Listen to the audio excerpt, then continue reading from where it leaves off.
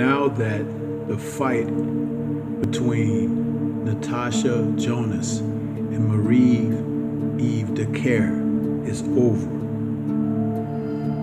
the champion, Jonas, is now one step away from undisputed. Let's recount, recall, and look ahead to what may be in store for Natasha Jonas.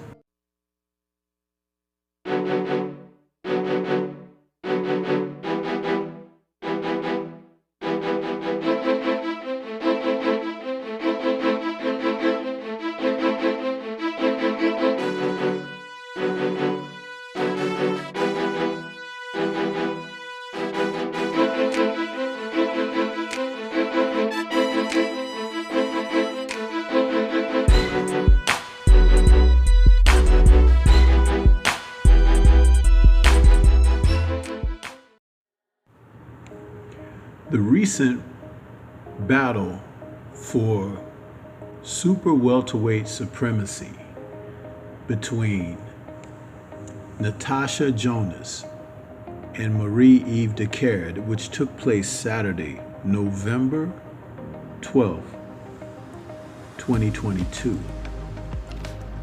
made a distinction between who may be the very best at super welterweight, junior middleweight.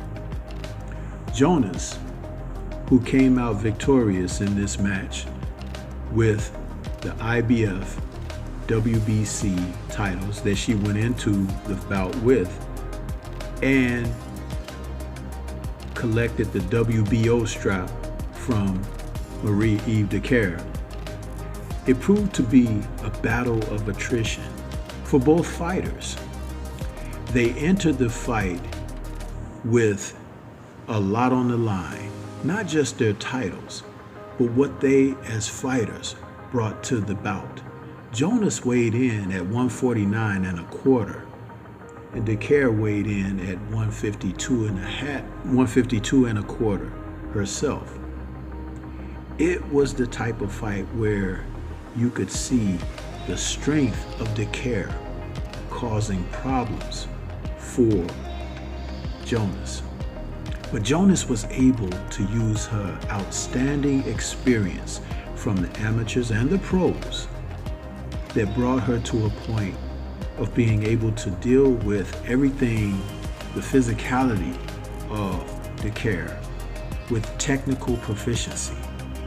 She was able to work behind a stiff jab, lateral movement, and being on cue and on point for countering the advances of Dicaire.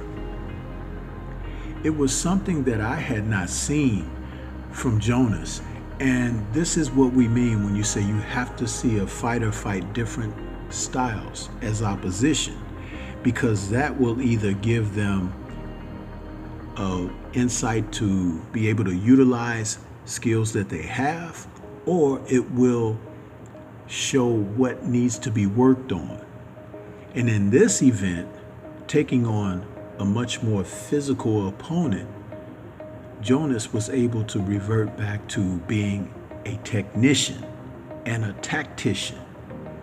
Dicaire was trying to be physical, but it wasn't working out in her favor. These are the type of things you have to look for, especially at the championship level, when fighters are being tested in moments of unification, the best against the best. Jonas was able to pass this test with flying colors.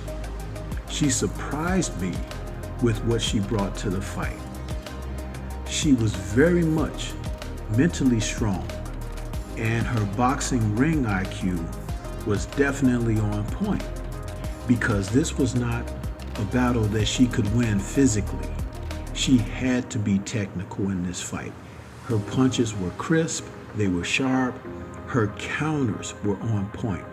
A lot of times she would catch Marie-Eve Dicaire coming in, running her into the shots instead of trying to go after and pursue the bigger, stronger Dicaire.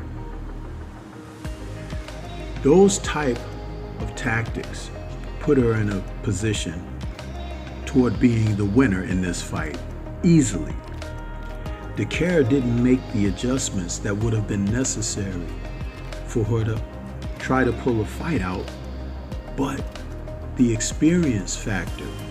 DeCare, who's a southpaw just as Jonas is, was able to bring into the fight the experience of having fought fighters like Michaela Lauren, Maria Lindbergh, even Clarissa Shields, whom she dropped a unanimous decision to in March of 2021.